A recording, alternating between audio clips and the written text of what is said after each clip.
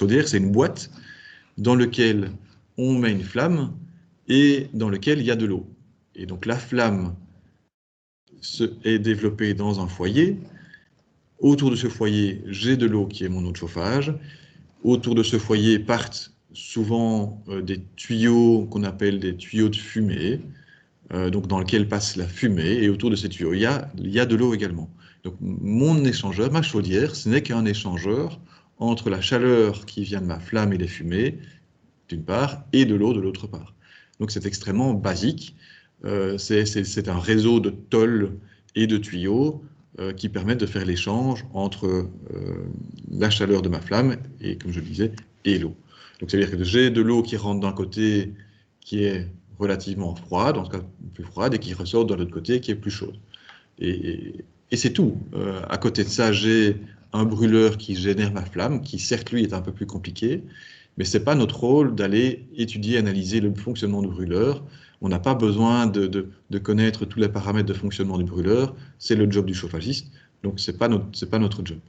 Notre job, ce sera d'essayer d'optimiser le fonctionnement de l'ensemble, d'optimiser la régulation et de comprendre ce qu'on a comme type de chaudière pour voir ce qu'on peut faire ou ce qu'on ne peut pas faire avec la chaudière qui est en place.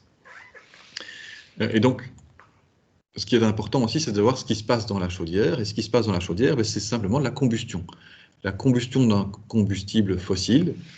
Alors, combustible fossile, alors j'ai toujours été très très nul en chimie, mais pour moi, c'est CH4 et compagnie. Donc, ça veut dire que c'est du carbone et de l'hydrogène qui se combinent avec de l'oxygène, donc qui est dans l'air. L'air comburant contient de l'oxygène. Et donc, le CH4 plus de l'oxygène, ça fait du CO2, ça fait de l'eau, de la vapeur d'eau en l'occurrence, et évidemment le résultat qu'on cherche, c'est la chaleur. Alors il n'y a pas que du CO2, il y a aussi d'autres petites crasses qui vont avec, en fonction de la combustion, mais au niveau du gaz, on a quand même une combustion qui est assez propre, donc c'est quand même principalement du CO2 qui est émis. Et donc cette vapeur d'eau, c'est de l'énergie qui est... cette vapeur d'eau, elle s'échappe de ma combustion. La seule façon de s'échapper de ma combustion, et le CO2 aussi, c'est via les fumées. Donc mes fumées, en particulier pour une chaufferie gaz, sont essentiellement constituées de CO2 et de vapeur d'eau. Et ce qu'on voit, le panache, c'est ma vapeur d'eau qui condense et qui devient des micro-gouttelettes qui sont vraiment apparentes. Sinon, évidemment, la vapeur d'eau, on ne la voit pas. Alors, quand on a une ancienne chaudière, alors quand je dis ancienne chaudière, c'est une chaudière qui n'est pas à condensation. Quand on a une ancienne chaudière, eh bien, j'ai un brûleur, donc j'ai une flamme qui est développée par un brûleur. Cette flamme va chauffer de l'eau. Cette eau part dans mes radiateurs et puis revient. Alors on n'a pas dessiné ici de circulateur, mais on a généralement un circulateur qui fait le mouvement d'eau au niveau de mes tuyaux. Eh bien, cette combustion-là fait en sorte de chauffer l'eau qui est dans mes tuyaux, chauffer l'eau qui est dans ma boîte chaudière, et on émet évidemment de la fumée qui est chaude. Et dans ce type de chaudière-là, si l'eau qui revient de mes radiateurs est trop froide, il y a un risque que les fumées soient refroidies trop fortement. Donc, c'est-à-dire que les fumées qui contiennent de la vapeur d'eau soient refroidies trop fort. Et quand on refroidit de la vapeur d'eau, qu'est-ce qui se passe? Alors, c'est le couvercle de la casserole sur le feu, hein, quand le couvercle est froid. Quand on soulève le couvercle, il y a plein d'eau dessus. Pourtant, le couvercle n'était pas dans l'eau, mais il y a plein d'eau sous le couvercle. C'est la vapeur d'eau. Donc, la vapeur d'eau qui condense, la vapeur d'eau qui rencontre une surface froide va condenser et va s'écouler. Si ça s'écoule, ce sera dans ma chaudière. Si ça s'écoule dans ma chaudière et que ce n'est pas une chaudière à condensation, on risque de corroder la chaudière et donc de la dégrader. Donc ça veut dire que les anciennes chaudières n'acceptent pas la condensation, et ça veut dire qu'on aura une précaution à avoir par rapport à la température de l'eau qui va revenir dans ma chaudière. Donc cette température d'eau-là ne pourra pas être trop basse au risque de condenser dans la chaudière. Alors ça, c'est des prescriptions techniques du fabricant de la chaudière, donc ça veut dire que chaque chaudière a entre guillemets ses caractéristiques. C'est, j'allais dire un mot qui n'est pas français, mais c'est son aptitude à recevoir en retour de l'eau froide. Et donc, il y a dans la fiche technique de votre ancienne chaudière, et merci Internet, on peut retrouver facilement les fiches techniques de la plupart des anciennes chaudières, eh bien, il y a des recommandations par rapport à la température de l'eau de retour de ma chaudière. Dans les chaudières à condensation, on voit que la chaudière est un peu plus complexe que ma chaudière ancienne génération, on va dire. Eh bien, on voit que les fumées dans ma chaudière à condensation, elles ont... Alors, c'est un exemple, une illustration de chaudière à condensation, mais elles ne sont pas toutes comme ça. Ben on voit que mes fumées de ma chaudière à condensation ont un parcours beaucoup plus long et un parcours un peu double. Donc, ça veut dire qu'on a une première partie où on chauffe de l'eau, mes fumées font tout un parcours et retrouvent une deuxième zone où il y a aussi de l'eau de chauffage. Et puis seulement, mes fumées sont évacuées. Et en général, elles sont évacuées via un petit ventilateur. Et bien, dans cette deuxième partie ici, eh bien, je vais devoir essayer d'avoir de l'eau froide qui revient de mes radiateurs pour essayer de refroidir le mieux possible mes fumées. Si je refroidis mes fumées, ma vapeur d'eau qui est dans mes fumées pourra condenser.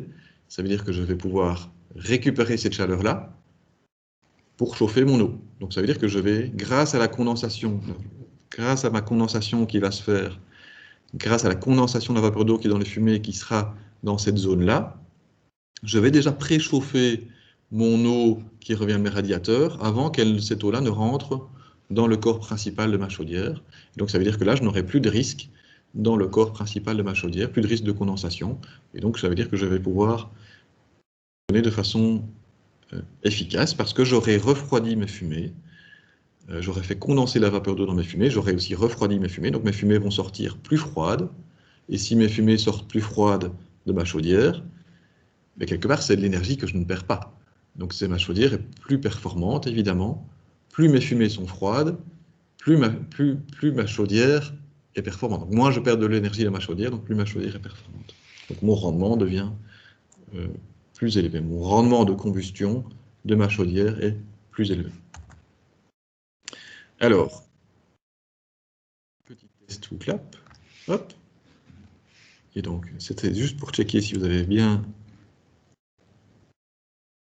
écouté ou bien suivi. Il y a un petit commentaire dans le chat qui dit que tes schémas sont super, comme ça tu sais. Ah, merci. Mais c'est pas moi qui l'ai fait. Donc, il y a Énergie Plus, pour l'anecdote, Énergie Plus est une source vraiment très importante, très intéressante de schémas en tout genre et d'explications. Donc, il y a beaucoup de choses qui viennent d'Énergie Plus. Donc, il y a un site gratuit. Si vous ne connaissez pas, c'est vraiment super intéressant. Donc, 4 personnes qui répondent. Il faut le temps de lire les questions, évidemment. Enfin, la réponse, les propositions.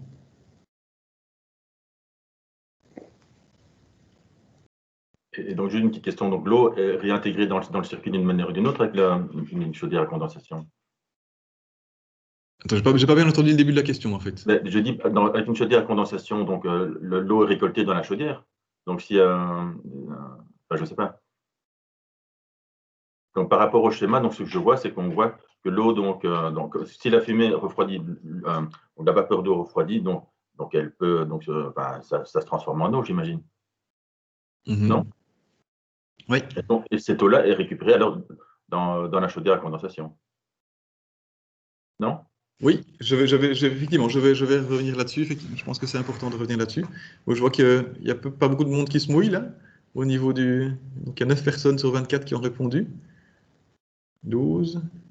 Là, je pense que c'est intéressant, si vous... la possibilité technique d'activer vos claps, de répondre, parce que ça me permet, moi, de voir s'il faut réexpliquer autrement, si c'est pas clair pour vous. Je pense que ça, c'est vraiment une notion hyper importante pour la suite. Et vous n'êtes pas obligé, si vous pensez que c'est la réponse, il y a peut-être une autre réponse, hein, donc j'en sais rien, moi, je propose, et puis... Donc 14 personnes qui répondent, ouais. N'hésitez pas. Pas plus de gens qui répondent? On est une grosse moitié qui répond, mais pas plus.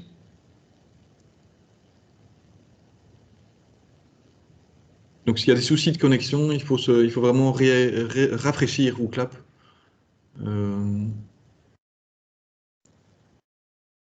Et normalement, il devrait se réactualiser sur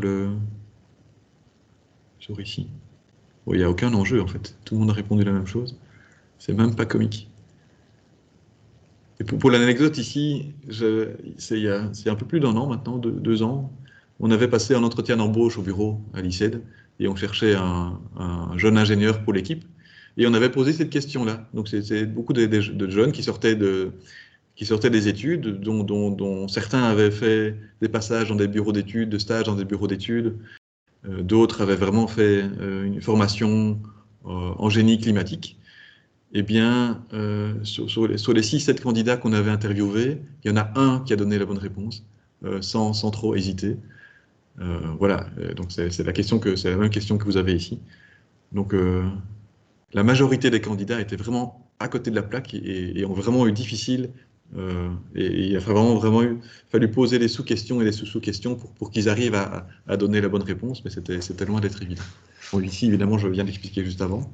Mais effectivement, donc c'est Pierre qui avait posé la question, je pense. Je ne sais pas. Donc je reviens à mon petit schéma.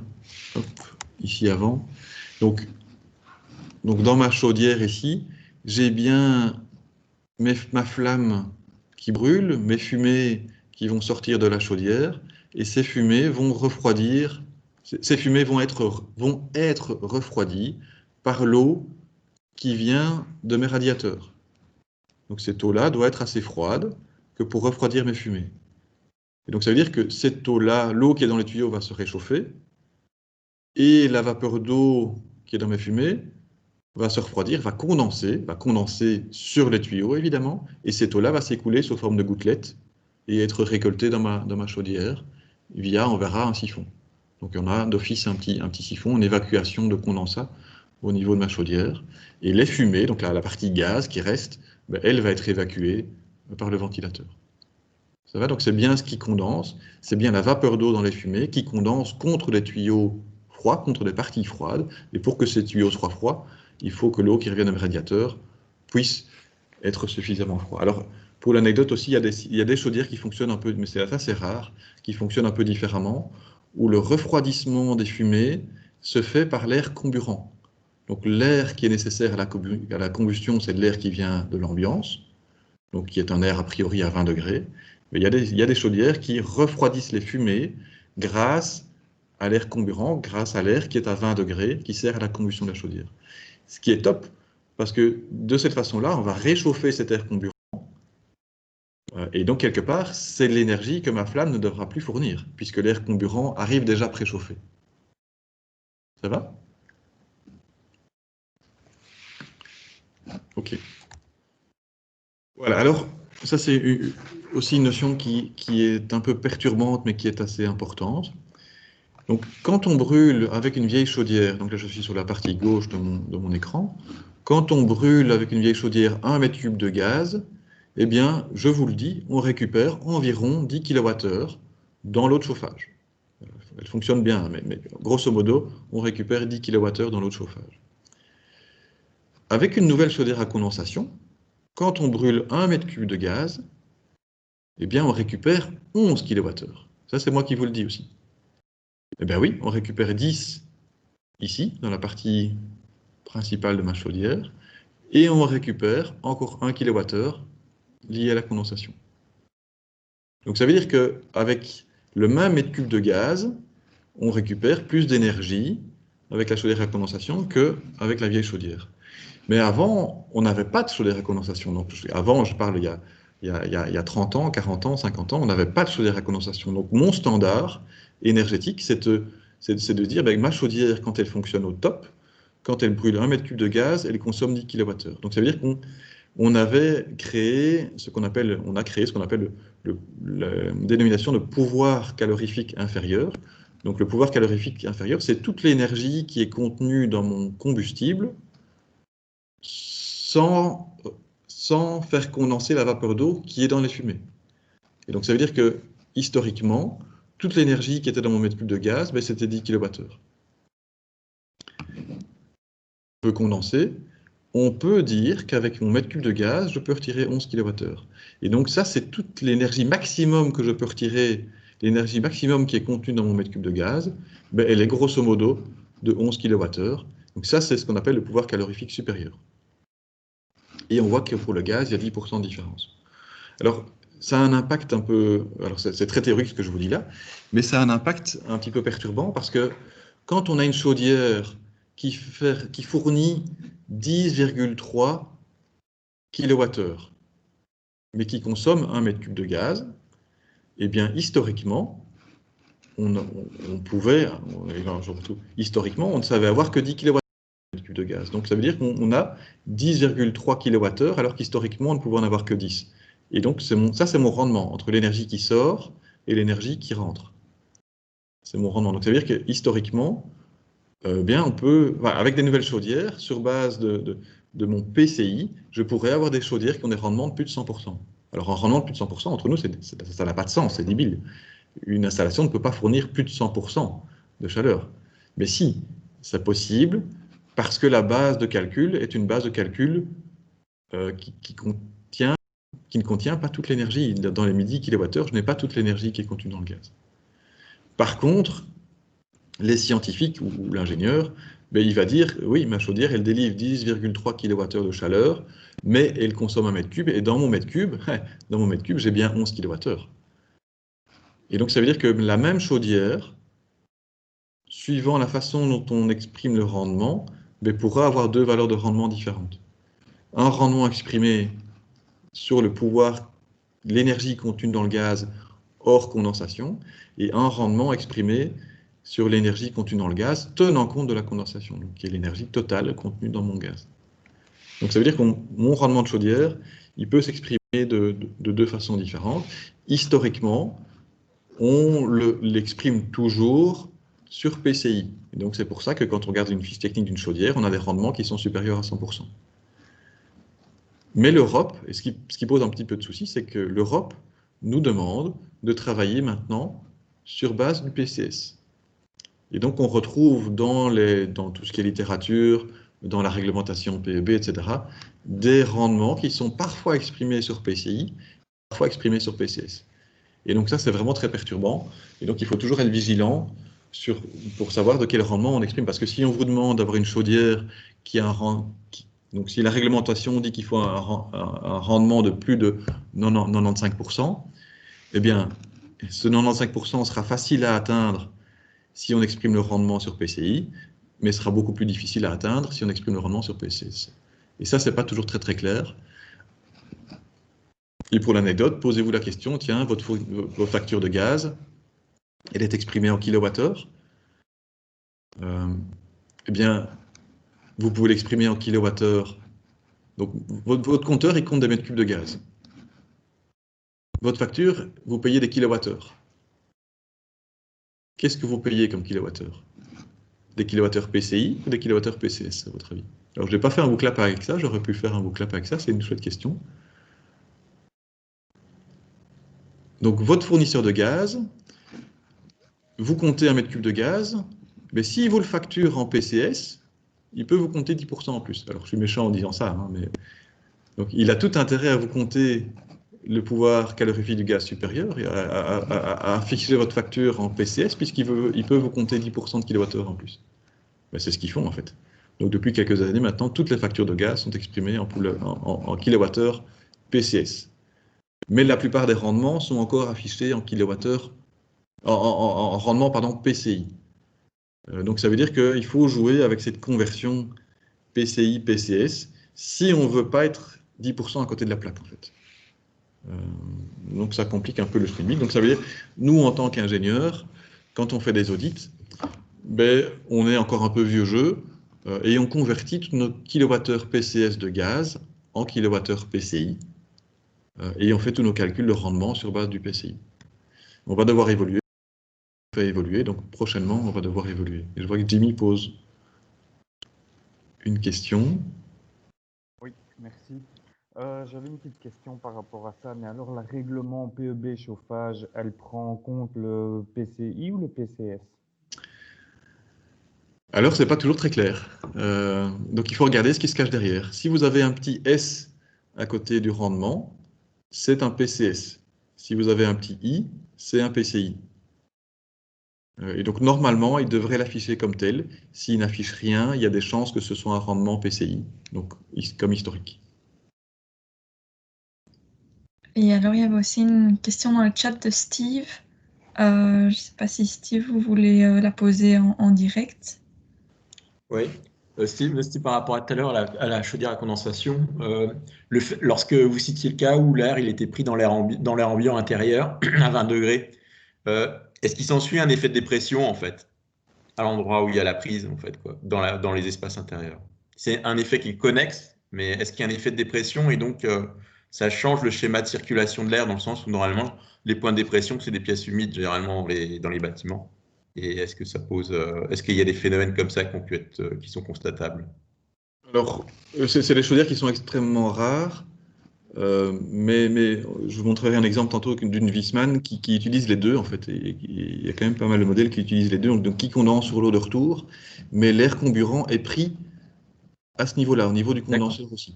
Donc ça veut dire que l'air comburant, on force l'entrée d'air comburant au niveau du condenseur pour ensuite alimenter la combustion.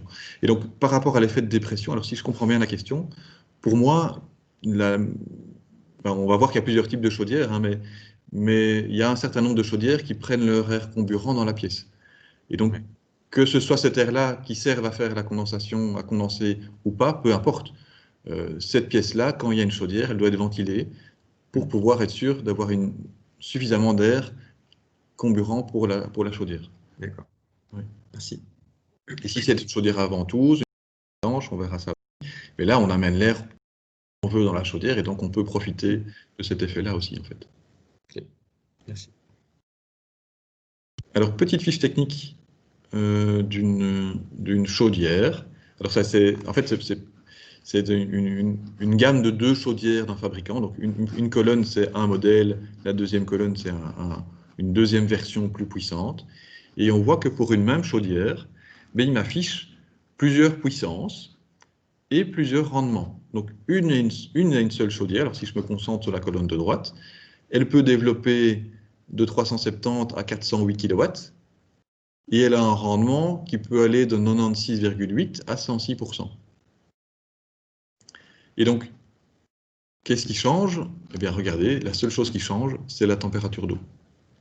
Donc, quand mon eau a une basse température, donc quand mon eau revient à la chaudière, donc le code ici, le premier chiffre, c'est la température de départ chaudière. Le deuxième chiffre, c'est la température retour chaudière. Donc, c'est l'eau après être passée dans les radiateurs qui revient à la chaudière. Donc, si mon eau revient à la chaudière à 30 degrés, ma chaudière développe 408 kW. Si mon eau revient à la chaudière à 60 degrés, ma chaudière développe 370 kW. Donc ma chaudière est moins puissante quand mon eau revient chaude. Pourquoi? Je n'ai pas fait un hooklap, j'aurais pu faire un hooklap par rapport à ça aussi. Elle revient moins puissante quand mon eau est plus chaude. Et donc, alors, j'insiste sur la température du retour, mais souvent la température de départ est quand même liée à la température de retour. Mais ici, je parle bien de la température de retour. Ma chaudière est moins puissante ici, parce que quand le retour se fait à 60 degrés, ici, mes fumées ne condensent pas. Donc ça veut dire que je ne récupère pas de chaleur de mes fumées par condensation de la vapeur d'eau. Et donc, si je ne récupère pas cette chaleur-là, ma chaudière est moins puissante.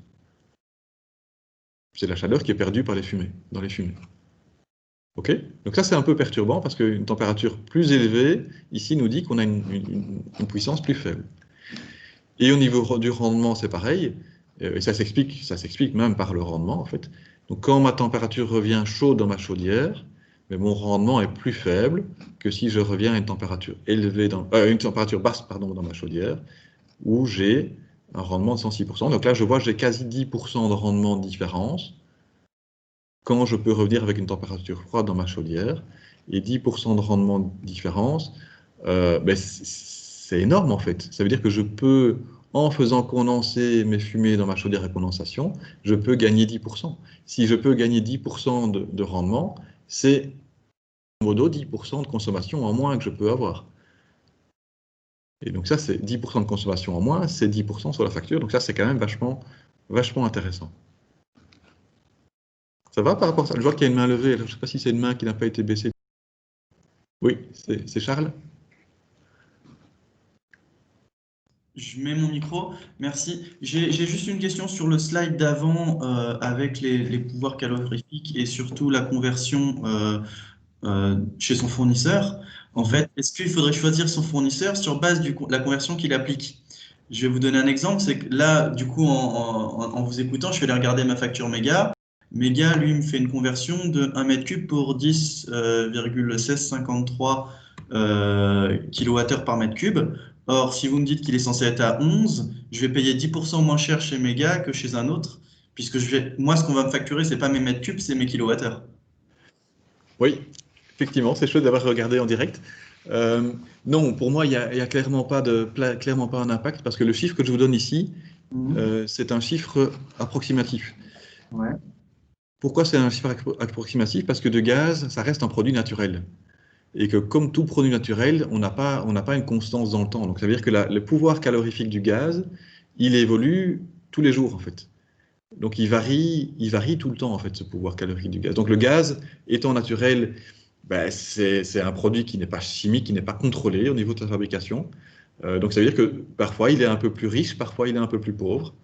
Et donc tous les fournisseurs de gaz doivent faire leur calcul de pouvoir calorifique pour faire la facture sur base de données Sibelga, donc de données réelles de mesure du pouvoir calorifique du gaz. Donc quel que soit le fournisseur, on devrait avoir la même base en fait. Ok, ça veut dire qu'ils vont tous appliquer le même facteur de conversion. Ils devraient tous appliquer le même facteur de conversion. Luminus, l'Empiris et autres, ils oui. vont tous appliquer le Mais même. ce facteur de conversion varie dans le temps. Donc ça veut dire que la facture d'aujourd'hui, ben si votre facture dans 3 mois, si vous avez, la facture que vous aurez dans 3 mois, si vous êtes facturé tous les 3 mois, ben non, si c'est un gros bâtiment et qu'il y a des factures mensuelles, eh bien, chaque facture mensuelle de gros bâtiment devrait avoir un calcul du pouvoir calorifique du mois en cours, du mois considéré. Ok. Et donc là, par exemple, avec le passage du gaz riche au gaz pauvre, on va avoir probablement aussi une modification de l'énergie, dans tout cas des kilowattheures compris dans le gaz, et donc probablement une modification Oui. de la facture. Si nos chaudières sont basées sur un débit et donc sur un nombre de mètres cubes et pas sur une question de kilowattheures fournis, on risque le même nombre en termes de volume, c'est-à-dire de mètres cubes, avec un coefficient de modification qui sera différent. A priori non, puisque la chaudière va être alimentée avec un gaz plus riche, donc elle pourra fournir plus d'énergie grâce à ce gaz plus riche. Et donc c'est de l'énergie qui sera transmise à l'eau, qui va chauffer votre maison. Donc ça veut dire que votre chaudière chauffera un petit peu moins souvent. Okay, ou avec une flamme un peu plus petite, si c'est un brûleur modulant. Donc, ça ne devrait pas avoir d'impact sur la facture, en tout cas. Ok, merci. Okay. Voilà, donc par rapport à ces notions de base, je pense qu'on a un petit peu fait le tour. Alors, je pensais faire une pause, mais on tient encore 10 minutes et puis on fait une petite pause. Ça va? Est-ce que je proposerai une pause d'un quart d'heure, mais d'ici 10 petites minutes, si ça vous va? Comme ça, on peut avancer encore un peu. Alors, par rapport aux chaudières, donc je vous ai dit, une chaudière, ce n'est qu'un échangeur. Et l'idée de mon échangeur, ben, les pertes que l'on a au niveau de mon échangeur, c'est les pertes que l'on a ben, par l'isolation, par manque d'isolation de mon échangeur, de ma boîte, et c'est aussi et surtout les pertes que l'on a par les fumées. Donc quand les fumées sont chaudes, évidemment, on perd de l'énergie. Et donc l'objectif, ce sera d'essayer d'avoir les fumées les plus froides possibles. Et une façon d'avoir des fumées froides, c'est d'avoir une petite flamme. Donc si on parvient, dans ma boîte d'échangeur, si on parvient à avoir une petite flamme, ça veut dire que, je caricature, mais admettons que je mette mon briquet dans ma chaudière, ben, mes fumées seront très froides. Donc ça veut dire que toute ma chaleur de mon briquet aura été transmise à l'eau. C'est un petit peu caricatural, évidemment. Mais donc ça veut dire que plus ma flamme est petite dans ma chaudière, plus mes fumées sont froides, et donc plus mon rendement sera élevé au niveau de ma chaudière. Donc j'ai tout intérêt à essayer d'avoir la flamme la plus petite possible dans ma chaudière. Et grâce à ça, en ayant une petite flamme dans un échangeur, dans ma chaudière, mais je peux gagner grosso modo 2 à 3% de rendement. Donc ça veut dire que si je peux vraiment optimiser la taille de ma flamme, pour l'avoir la plus petite possible, eh bien, mes fumées seront plus froides et donc je gagne au niveau rendement. Je vois qu'il y a encore une main levée. Oui, effectivement, c'est moi, mais c'est quand vous voulez, hein. Moi, je ne vais pas vous couper.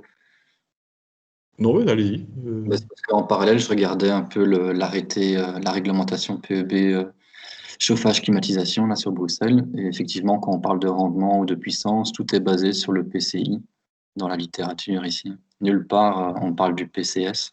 Comme ça, vous êtes. Oui. C'était pour compléter ce que vous disiez. Super, merci.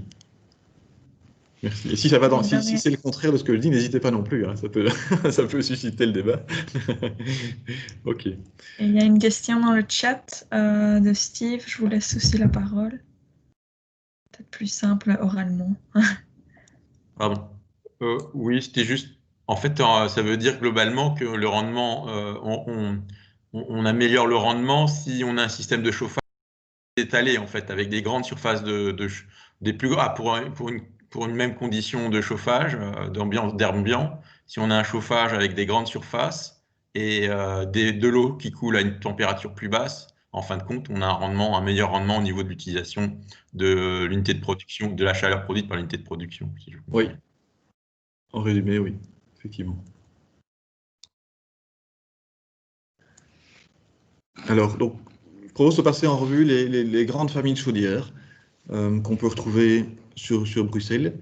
Donc, les chaudières plutôt grosse puissance sont souvent des chaudières dites à brûleur pulsé. Et donc là, c'est un échangeur sur lequel c'est une boîte sur laquelle j'ai plugué un brûleur qui est souvent même d'une autre marque. Et donc, vous voyez à gauche, on a dans une prison où ils avaient hérité de brûleurs d'une autre prison qui était fermée. Et voilà, ils stockaient les brûleurs pour quand les brûleurs des chaudières de cette prison-là étaient déficients, ils avaient des brûleurs de rechange.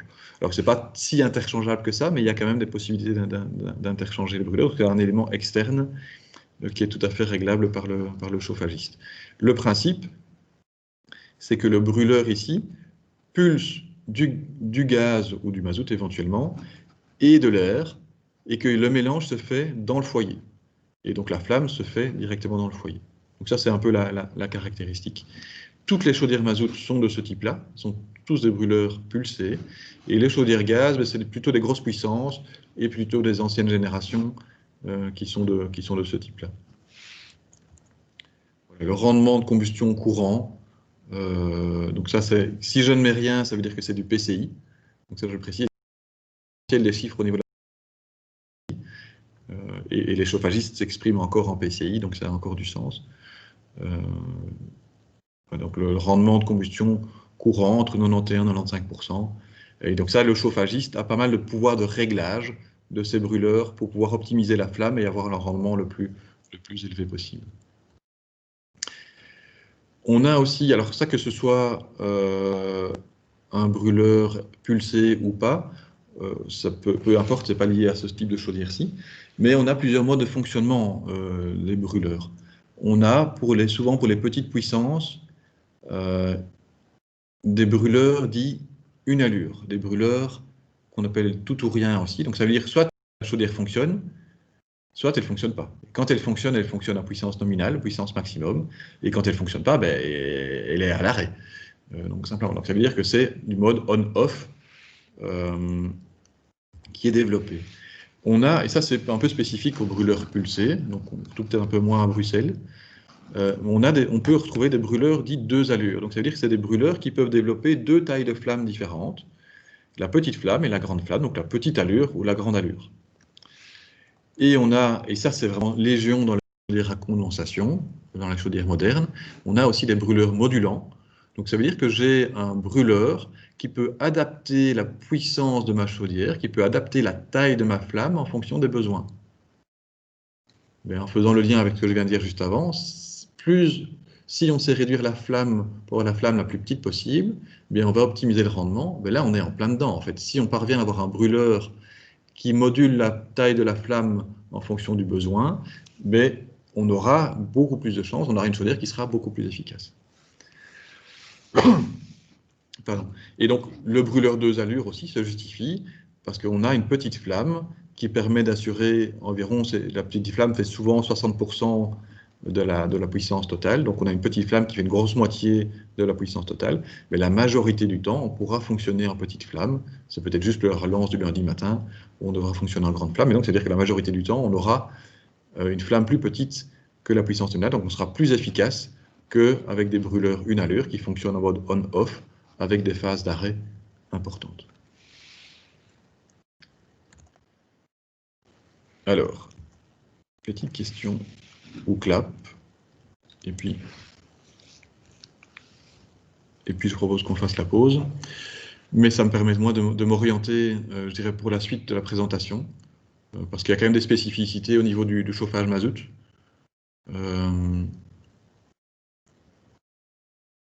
Ok, donc il y a quand même des chaudières mazout.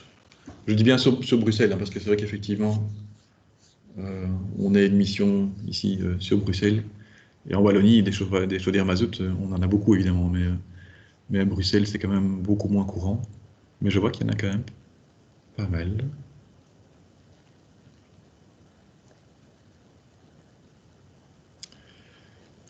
Donc Muriel qui m'a demandé d'enlever des slides spécifiques aux chaudières mazout. Aïe aïe aïe, je les rajouterai pour la prochaine fois. Donc je vais essayer Ce que je t'avais dit, c'était d'enlever les chaudières condensation au mazout, parce que là, quand on remplace une chaudière à Bruxelles, normalement, on peut toujours se connecter au gaz, et donc ça n'aurait vraiment aucun intérêt de mettre une chaudière au mazout. Mais c'est vrai qu'il y a encore beaucoup de chaudières au mazout existantes, quoi. Oui. Mais quand on les remplace, là, il n'y a plus de raison de rester au mazout, en tout cas à Bruxelles. C'est vrai, tu t'es bien rattrapé. C'est vrai que les slides que j'ai enlevés, c'est par rapport aux chaudières condensation mazout. Voilà. Et puis, tant qu'on discute, je te propose de faire une pause. Oui, c'est ce que je pensais faire. Ah bah super. Et donc là, moi j'ai 10h33. Donc je propose qu'on prenne un quart d'heure de pause. Ouais. Donc 33 plus 15, ça fait Ouais, 48. on compte à 50. Hein. 50? Allez, Muriel a le dernier mot. Attends, je me trompe peut-être dans mon calcul. Non, ça va 50, c'est bien ça, oui. 50. Ok, écoutez, on se retrouve à 50. Alors, petit conseil, peut-être pas de complètement sortir, parce que ça veut dire que Muriel devra vous réintégrer dans le Teams, mais peut-être juste faire une pause, couper la caméra, couper le micro, et puis on se retrouve à 50, quoi. À tout de suite. Voilà. Merci. Ça va, Pierre, avec le chat? Je me suis un peu déconnectée, moi, parce que Écoute, moi, je ne vois pas le chat, donc... C'est Juliette qui pose les questions, alors. Oui, j'interromps Pierre. Et toi, Juliette, ça va? Tu peux ça, quand même suivre? Ça te permet de... Tu veux que je gère le chat ou ça va? Non, ça va, il n'y a pas de souci. Ok, super. Mais oui, les gens sont plus frileux à prendre la parole, hein. Bon, ça va, oui. Oui, ça va, je pense qu'il y a quand même des interactions. Donc, oui, il y a quand même eu des questions de l'événement, alors. Oui. Je vais arrêter l'enregistrement pour la pause. Allez, je vais faire une petite pause aussi, moi.